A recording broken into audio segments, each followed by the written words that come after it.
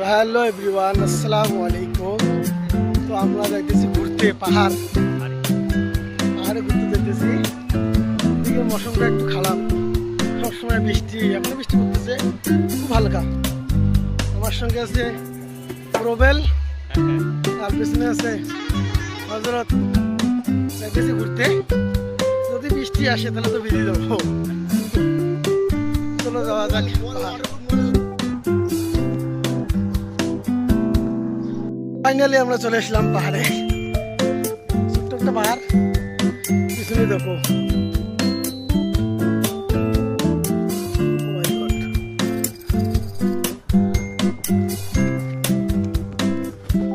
তো আমরা আসলাম ওই দিক থেকে, অনেক দূর।